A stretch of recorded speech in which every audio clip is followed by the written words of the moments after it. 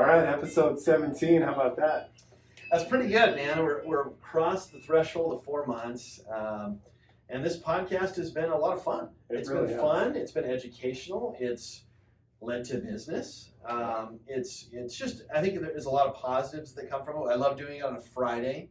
At the end of the week, we can kind of recap the week. It's a good finishing touch, a cherry on top, if you will, of the week. Well, and you had an addition to your office here. Yeah, Did yeah. you see it in the video right up there? Right there is a map of the United States that you obtained for the office, which is a great map. It's very detailed, and what it looks like we have some pins in there. Yeah, as well. so we put pins in where we verify that people are listening or watching the videos from. So if you're watching this video, or if you are a podcast listener, and and you can email us or put a comment in the YouTube channel. Let us know where you're watching from, and we'll put your pin up on the map, and we'll make sure that we give you a shout out. So feel free to give us that information. We'd love it. We would love it, yeah. And it looks like we're evenly distributed throughout the United States. I think are we at 32 states right now? Yeah, 34 states actually altogether. 34 states. 34 states altogether, and the District of Columbia. And so so we have 16 more states that we need to get into. Yeah, we'll get there. And we also have 5 countries total that are listening. Yeah, and this is verified listeners. There potentially could be listeners that are in other states, but these are verified. We're not making these numbers up. Yeah, that's why I'm saying that if there's someone out there that's listening or that's watching the YouTube channel, feel free to comment. Let us know where you're listening from or watching from, and we'll put you on the map. Absolutely. We'll do it. So today I am rocking my University of Pitt, the Pitt Panthers. You know that one for sure. Pitt, of course. My Pitt shirt. Now this is an old school Pitt shirt. And I feel like they're like a darker balloon. They're Are they? darker blue. Like a navy blue. This is one of the old school colors that they used to have back in the early '80s. Honestly, I think that's a when good Dan looking Marino shirt. was there. Yeah. I feel like I would wear that like I was going to the mall on the weekend. That's a cool So looking this shirt. is so as you know, I collect college T-shirts. Yeah. Right. I have over 200 shirts. Yeah. Shirts from all over, and I have different levels of shirts. Right. So this actually is a date shirt. So I would wear this on a date night with my wife. Yeah. I like that. It's one of my upper echelon, one of my nicer college T-shirts. What right? would trigger that to you? Like, I would wear this on a date. It's a nice looking shirt. I like it. What in your mind distinguishes that shirt as a date shirt versus something else? So I have other shirts where I have different levels. So I have a shirt that's just like going out and running errands. I have shirts that I wear if I'm watching a school or a team or whatever. Okay. I have shirts that I will do yard work in. Yeah. Or or if I'm going to do service or something for my church or whatever. Yeah. So I have different levels of shirts, and is it based on the quality of the shirt? Based on the quality of the shirt. Okay. But this is a date shirt. So that's a nice looking shirt. This is my high end college t-shirt. T-shirt. Yeah. You and the wife are going out to dinner. You're wearing that. I'm wearing this shirt. Yeah, absolutely. Yeah. So that's a good one. But the other reason why a lot of times when I wear shirts is I will have a shirt that I will wear for a reason. Sure. Right? Yeah. So I will say, okay, well, we're gonna go do something, and we're gonna go out for chicken one night. So I want to wear a shirt that has a mascot with a chicken on it. All right. There's a lot of thought into this. Yeah. So I think about it. But today I'm wearing this shirt specifically because the University of Pittsburgh got dinged last week from the NCAA. They did. Yeah. And I wanted to talk to you about it because this is with an issue that we've kind of bounced around, but this is a specific issue. Yeah. Right? So here's what we know about what was happening at Pitt.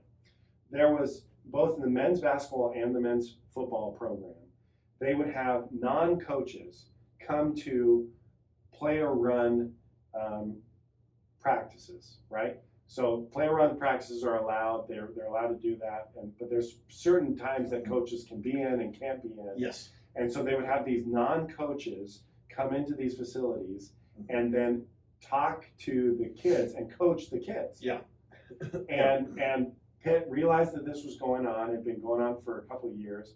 They self-reported. This didn't happen a ton. It was 3 or 4 times with the men's basketball program, 8 or 9 times with the football program.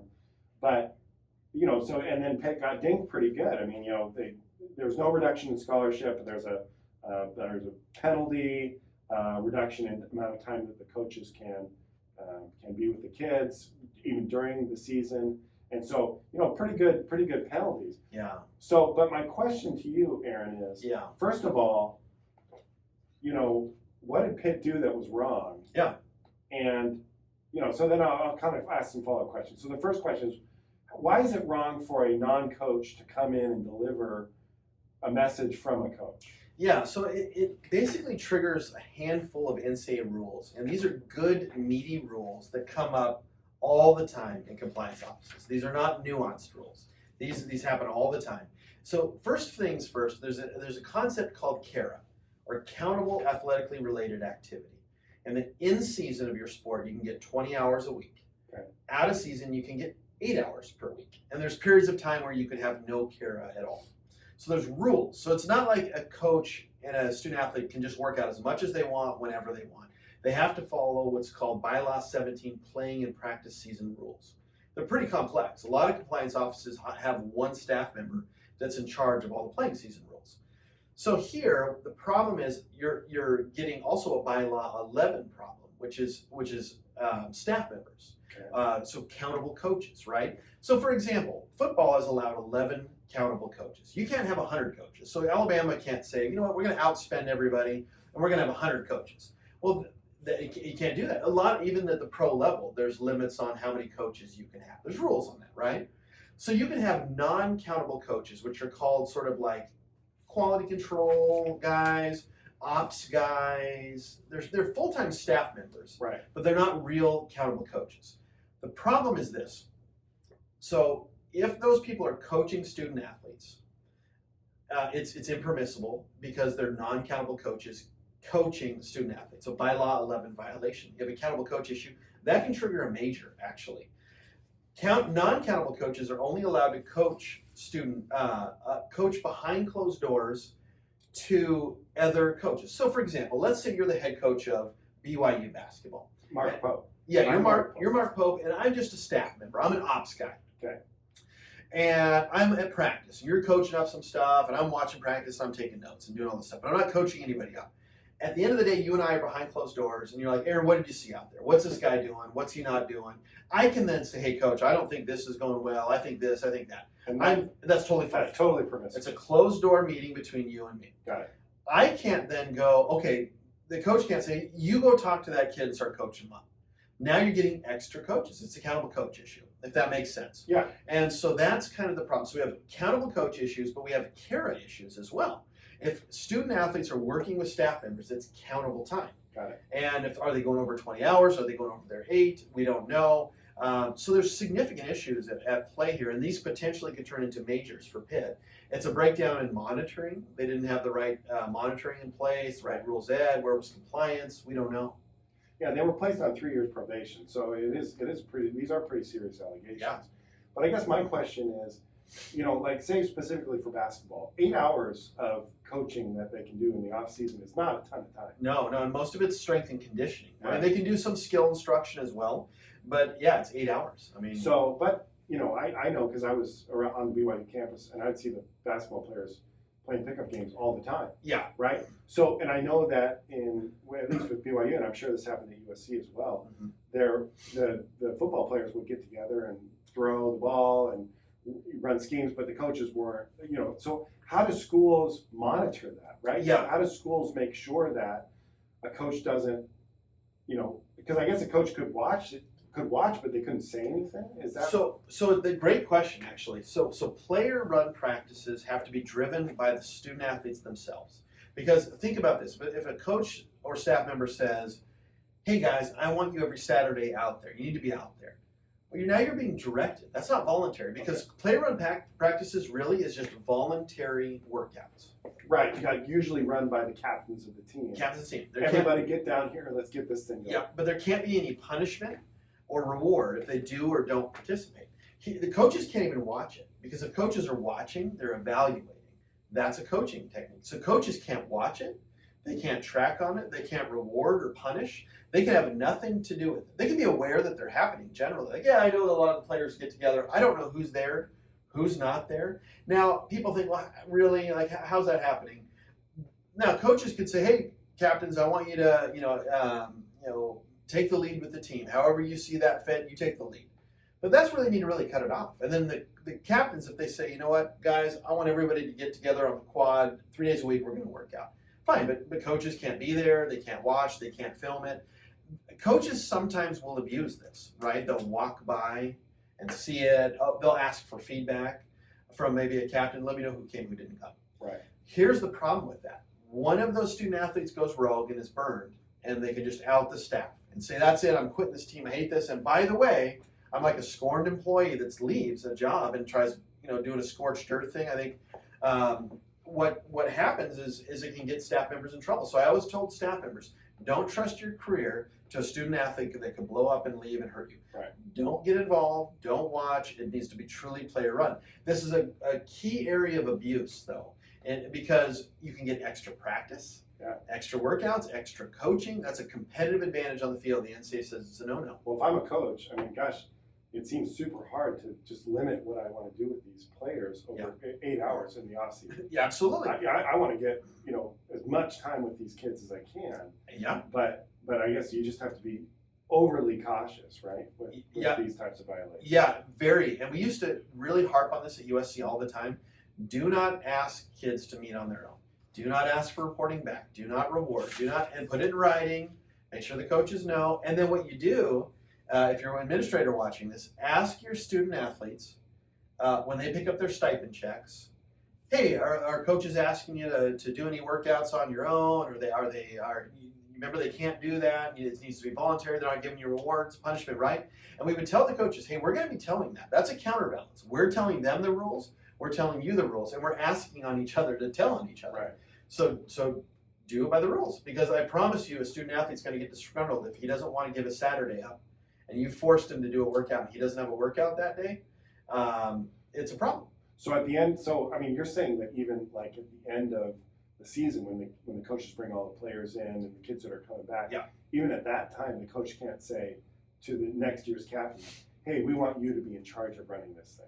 That's something that the athlete itself, him or herself, need to say, I'm going to take this in charge, and I'm going to be in charge of setting these practices. Yeah, I want to be better. I'm a D1 athlete. I know my guys want to be better too. My coaches aren't asking me to do this. I don't have to do it. There's no reward or punishment to me. But I want to get better, and you can do that as long as it's literally legitimate and it's not being instructed or watched by anybody else. Yeah, I just had this thought though.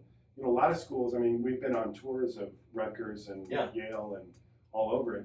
These places have incredible facilities. Mm-hmm. Do the student athletes have access to these facilities, right? So the football practice facility, like BYU has an incredible football practice facility, which you've been to. Yeah.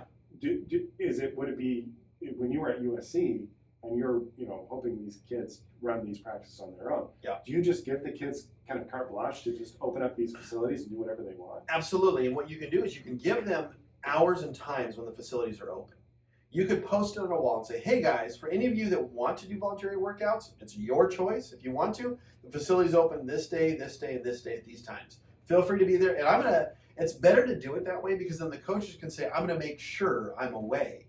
Because if you have one of those glass offices, you're a coach, and you look down and you got a practice field right there, and you're sitting in your office every time watching as the kids are doing that's observing. That's a problem. So we'd ask coaches, the best thing to do is post it randomly. These are the times that are open. I'm going to make sure me and the staff are away. Okay. And we won't know who's there, who's not, and we ask you guys not to report it. And now, it's an honor code system in a lot of ways too, right?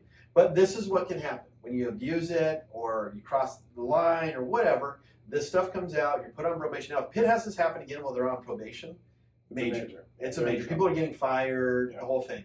And that goes on, that's going to haunt you for the rest of your career. Don't cheat. It's cheating. I mean, it really is. I know that 8 hours is not a lot. A lot of that's actually meant, like 6 hours of that's meant to be weightlifting.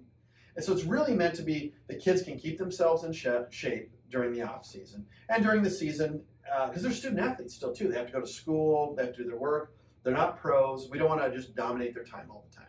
And those are the rules put in place. But I always tell coaches, yeah, that stinks for you, but all the other teams are doing the same thing. They're bound by the same rules. You're handicapped, but so are they.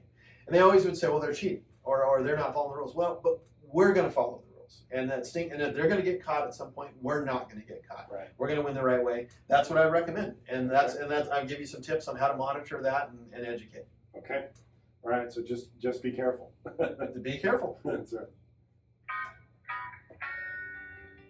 All right. Well, so normally we go to the phones right now, but this week we're not going to the phones. Yeah. Because you have some fairly exciting things going on here. Absolutely. You know, my my wife is due any minute with our second daughter.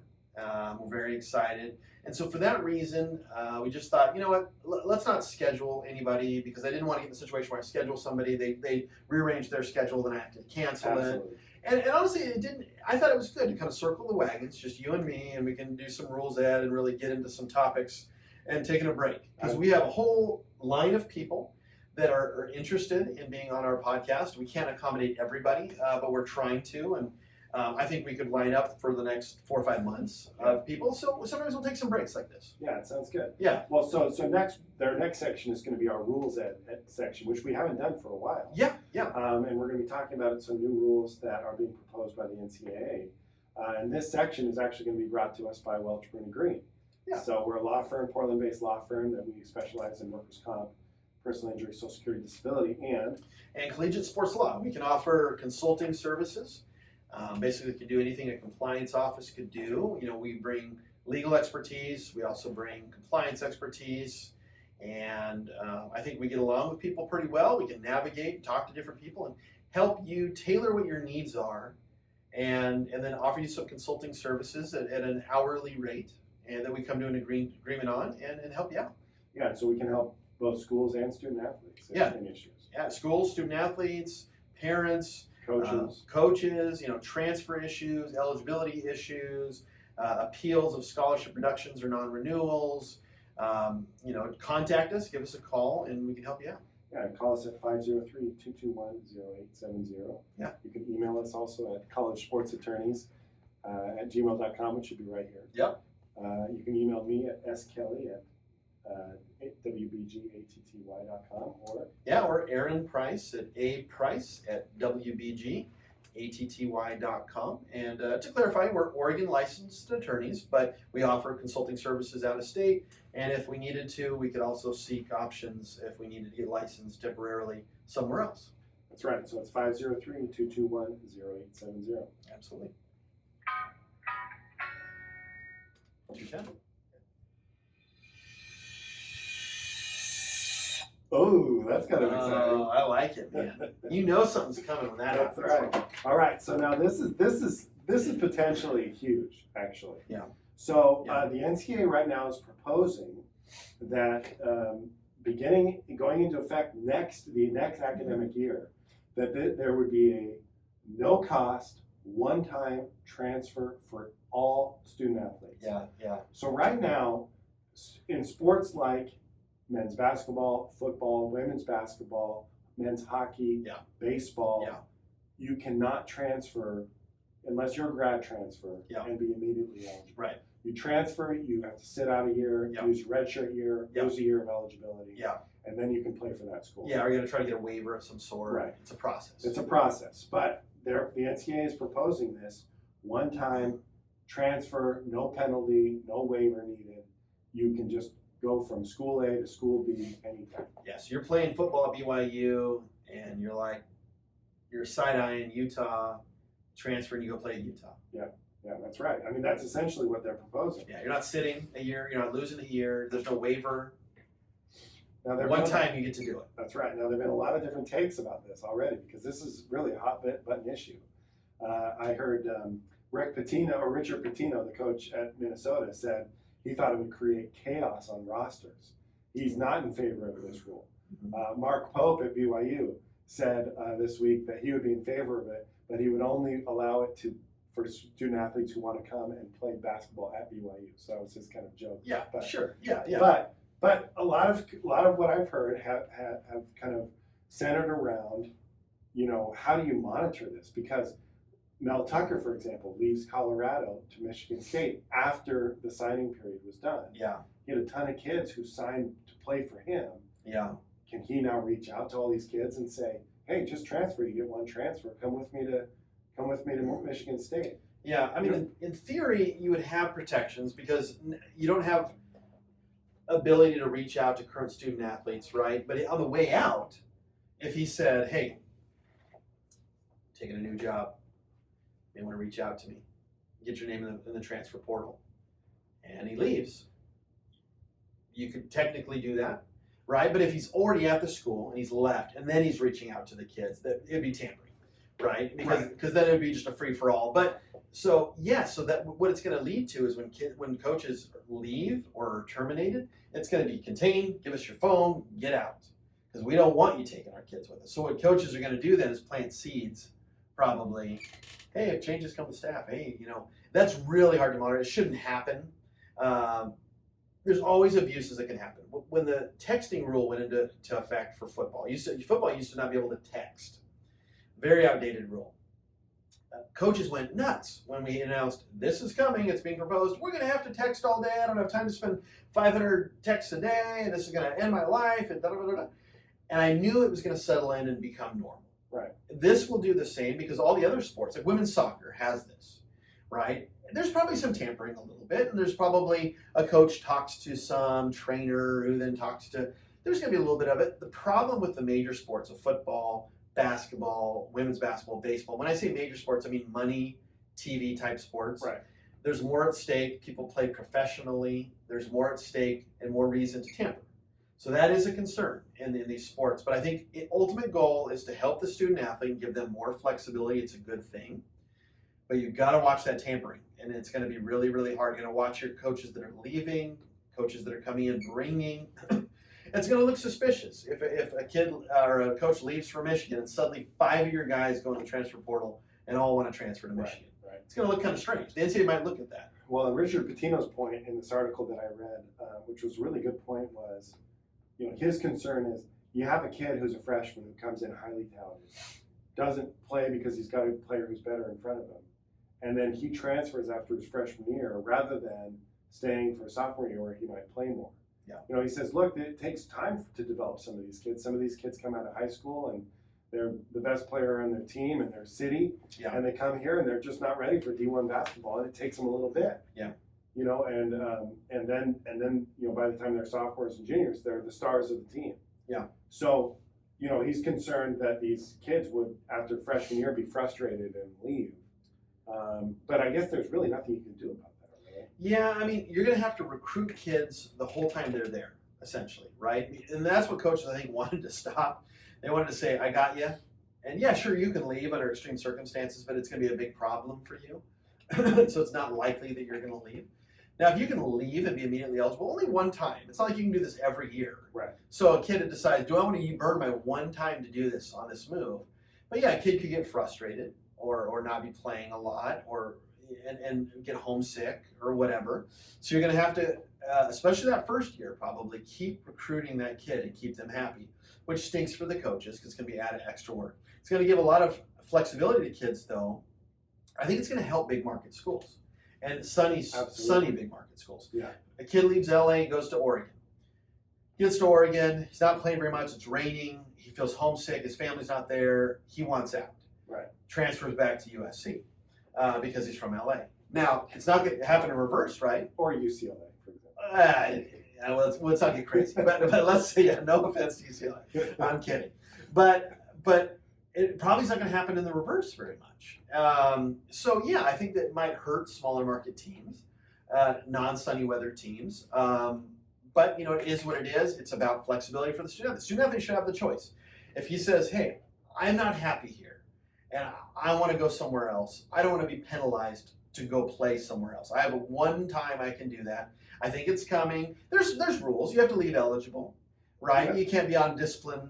Yeah, I was just going to go over those, actually. Yeah, go ahead. Yeah. You have to be academically eligible. Yeah. You have to be in good standing at your school. You've got to be able to transfer to the other school academically. Yeah. And you can't be leaving based on disciplinary action. So just like you said. So a lot of the things that a lot of times the NCAA would look at in order to grant waivers, same kind of stuff. Exactly. Right. And so it's almost like you're probably going to get this is meant for the kid the freshman that's like, gosh, I thought I was going to play a bunch here. I'm not. I signed somewhere. The coach that signed me left. I'm just stuck at this school now. I'm not happy here. Gosh, but if I transfer, I'm going to sit a year. I'm going to lose a year of eligibility. My college career is kind of over. So I'm just stuck here now. And the NCAA didn't want that, you know. So I know that's going to add, there's going to be some monitoring things that are have to go on from tampering. There's going to be some extra recruiting, especially that first year. But I think that that's just going to have to come at the standard of giving some flexibility to student athletes. It's going to cause a lot more transfers. It is. But here's the thing, though, this other school has to have a spot for that kid. Right. They have to have a scholarship, right? You only have so many scholarships. And so it's not like they can just take an extra kid on. Like, oh, we don't have a scholarship for you. Sorry, I'd love to have you. But if they do have a scholarship open and you want to transfer and use your one-time transfer, yeah, you know, and it'll be an interesting proposal, but I think it's coming. Yeah, it certainly seems like it's coming. I mean, it doesn't seem like it's. But I agree with you. It seems to me like there's going to be a big wave. It's going to make a big splash, maybe first 2-3 years. Yeah, they'll put people zinging around. And then after that, it's going to die down. And It's going to be just like it is now. I think and it'll get rid of the waiver process and all these different like steps that gum things down, and it'll help with those situations where somebody truly has a problem. They're just truly homesick. They signed. They live in Florida. They signed with USC. They're clear out in LA. Right. They're homesick. They think, gosh, why did I do this? I shouldn't have done this. Coach, I really want to go back and play in Florida. They got a spot for me. I want to put my name in. I want to transfer there. No problem. You go do it. You know, and it's going to help those kind of kids. Well, I know, for example, BYU this last year had 4 transfers transfer into their basketball program. Yeah. One was a grad transfer, immediately eligible. Yeah. The other 3 were 2 were sophomores. One was a junior. They transferred to BYU. They all applied for waivers. 2 waivers were rejected. 1 waiver was approved. I mean, there was no rhyme or reason between why the 1 got approved and 2 didn't. Yeah, it'd be nice to not have that inconsistency there. Yeah, I see it a lot, like, you know, maybe at a trial or a hearing or a judge, or sometimes it's like, how did they come to that?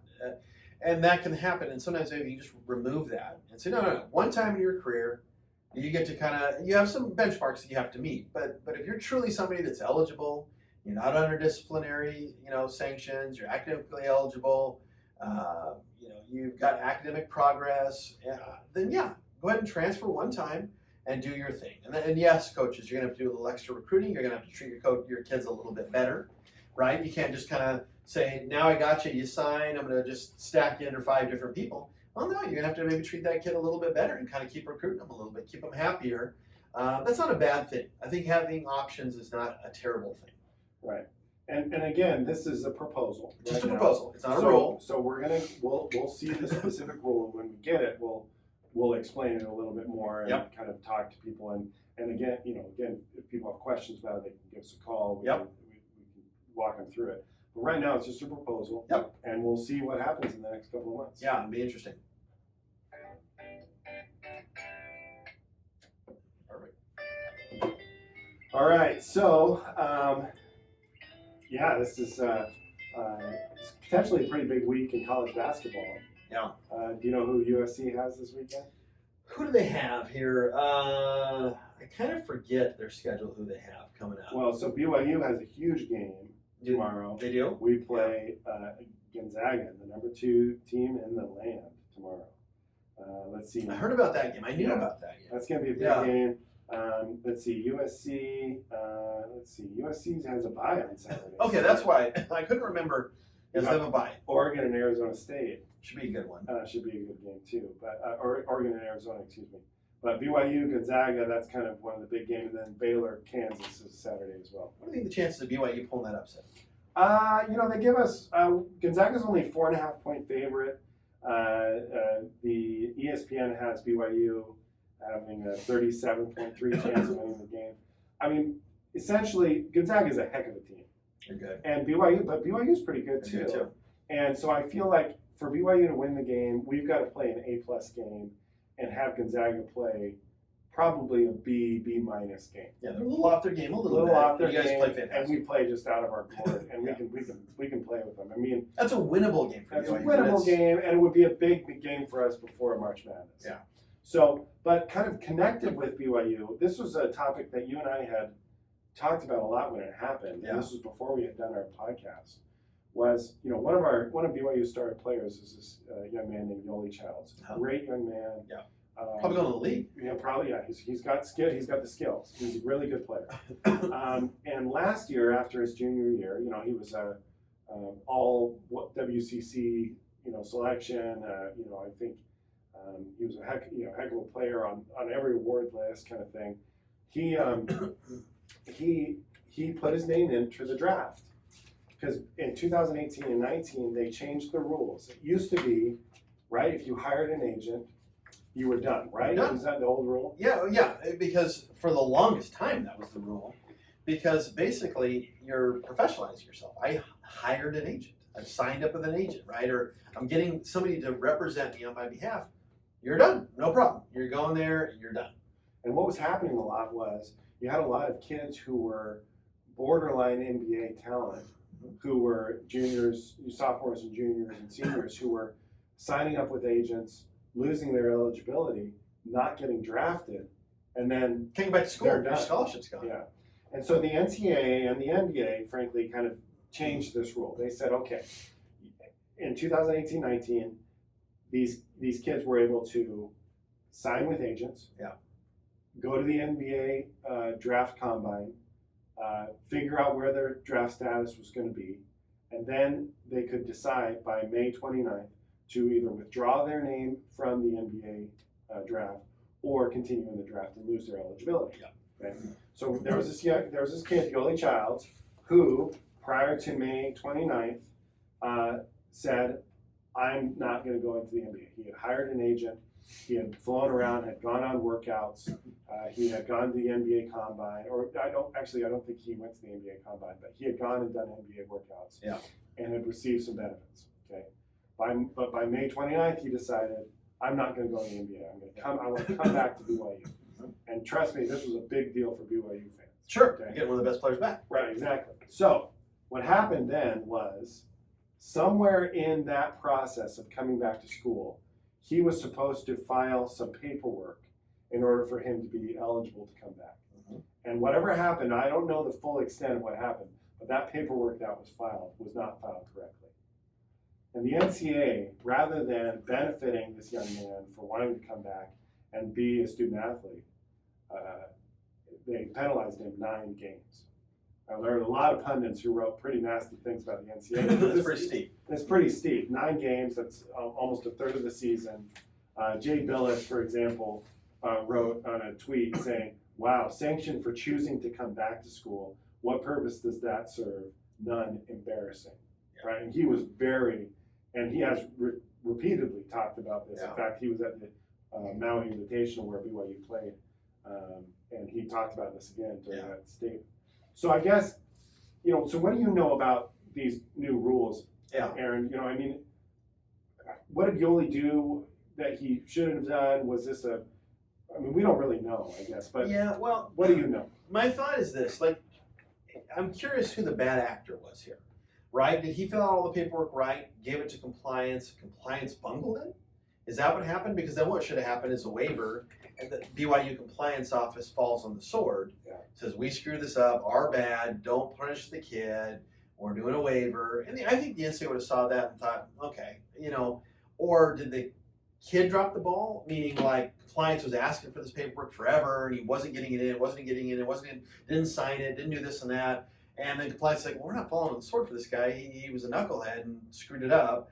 And we're not following the sword for him. So some of those details are important, right? Because my guess is if compliance bungled this, they should follow the sword. The NCAA would have helped him. So what kind of leads me to believe, I don't know any of the facts, but maybe he bungled it somehow, and they were trying to set an example because it's part of one of those things where, it punishes that guy and it stinks, but maybe if they let this slide, then the next kid, and then the next kid, and the next kid, and then it's like, oh shoot, now nobody's really following our parameters. So we probably need to know a few more facts of what happens. A steep penalty, because if it's just a technicality, like, oh, we didn't attach one form or something like that, that seems pretty draconian if it was just that. Yeah, so it seems like he didn't submit appropriate paperwork, received impermissible expenses when he worked with an agent while testing his NBA draft process. That's the extent of what we have. And maybe that's bad. Maybe if he'd gotten rules that, hey, don't get any benefits, but you can just sign. But yet he went and took benefits, Yeah, that's tough, right? Because it's like, okay, you went directly against what you're supposed to do. You weren't supposed to take benefits. I mean, you can sign with an agent and test the waters, but you can't also take benefits. And I'm sure it was travel, hotel, food. It's always that kind of stuff. Yeah, from what I understand, he paid back those benefits. Yeah, sure. Yeah. Which he had to do. Yeah, he had to do, paid it back, and he got himself reinstated. That's right. You know, So- it seemed like a heavy penalty for he was trying to do the right thing. He probably really intended, I'm taking these benefits because I'm not coming back. Right. Right. That You know? the word on the street with him was, at no point he wasn't even thinking about coming back. Yeah. BYU had changed coaches. A longtime coach, Dave Rose, had retired, and they hired this new coach, Mark Pope. And kind of the rumor is that Mark Pope went to him and said, you come back, we need you. Yeah. And he, that was part of the reason. And he ended up ultimately saying, well, you know what, I'm going to come back. But the cool thing about this kid is Yoli Childs is a heck of a young man. Yeah. And he said, look, this is a quote from him from the Salt Lake Tribune. 9 games wasn't a number any of us were expecting, but that's life. I'm not going to say that this hasn't been an extremely emotional process, because it has been. For the past day or so, I've wrestled between being so mad and me ultimately just accepting about what's happening. Yeah. So which is what he ultimately did. And I've seen many interviews with him. He is an upstanding young man. He doesn't speak bad about the NCAA. He says, they punished me based on what their processes were. Yeah. It is what it is, right? Yeah, he handled that well. I mean, it is what it is, Yeah, I think the NCAA punished him probably for because this sounds like a guy that had made his mind up to go to the NCAA or the NBA. And then reverse course, came back, and the NCAA probably wanted to get rid of that. Say, no, we're not going to have people do that. We're not going to let that happen.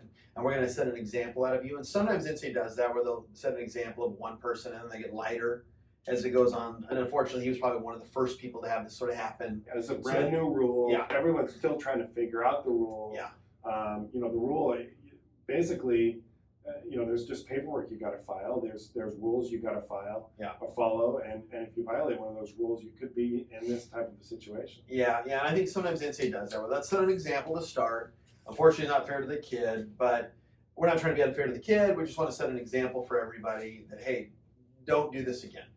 Play it serious is a good example. And we use these kind of examples to do rules ed. We used to do that at USC all the time. Hey, players, let me get in front of you. Just know, if you go do this, don't take any benefits. Look what can happen. Be really careful. Get your paperwork in right. Here's the paperwork. Here are the steps. And it kind of heightens everybody. So it's almost like the NCAA punishes one person for the collective good. Right. But, Yoli Childs is going to move on. BYU is going to move on. They're going to make the tournament. They're going to define in the tournament. He's going to go to the NBA, I'll bet, and have a good career. And he'll move past this. But it stinks for the kid for sure. Yeah, and like I said, I think that if you're advising a student athlete, if the compliance office is listening to this, and you're advising a student athlete, the way that Yoli Childs has responded to this is exactly how we would advise someone to do it. Yep. With humility. Yep. With acceptance. Yep. There's no need to be bitter about it. Just move on, and everything should be fine. Nothing good's going to come from the NCAA sucks and this is unfair. Take it. Let other people, right? Let other people. You just take the higher road and say, look, because I'm still bound by the rules. I'm going to finish out my career and I'm going to go to the NCAA. And I think that's going to help BYU in the road, because you could anger the NCAA if they come out and the BYU staff saying, yeah, they suck. You never know what can happen down the road. And the NCAA says, you know what, you guys aren't. That's it. We're going to make sure we're extra harsh. Right. You never know. They're people, and so probably no different than if you were dealing with a judge and you were arguing with the judge and yelling at the judge after the thing. You might think, well, what the heck? Right. Next time you appear in front of that judge, you never know. They might think, So same idea. Yeah. So. Well, anyways, episode 17. I think that's a good close for episode 17. Absolutely. We'll see what happens next week. You could be having a baby. Could have a baby. Wife do any time. We're hoping this weekend, but we're not going to be letting it get past middle of next week if things go that far. Really hope it doesn't, but you never know. Yeah. We'll see what's in the cards, and Well, it's baby number 2 is coming. Another compliance professional on the way. a future point guard. Yeah. All point guards. I produce point guards, That's right. obviously. And so, yeah. I'll produce some undersized power forwards. Yeah, we'll team up, and it's going to be point guard, power forward, and we'll get a full team going. You know, All right. we have 5 kids between the 2 of us. So that's right. We could have a squad. We could. All right. Well, everybody have a good weekend. I enjoy college basketball, and keep cheering for your teams. And again, don't forget, if you're listening, wherever you're listening from, put in the comments below Right there. where are you listening from, and On the let map. it and let us know, and we'll put you up on the map right there. 34 states, DC, 5 countries, over 1,000 listeners. That's I right. think now we got some 1,000 listeners out there, so a lot of listens. So we're ready. Keep it coming. See you guys.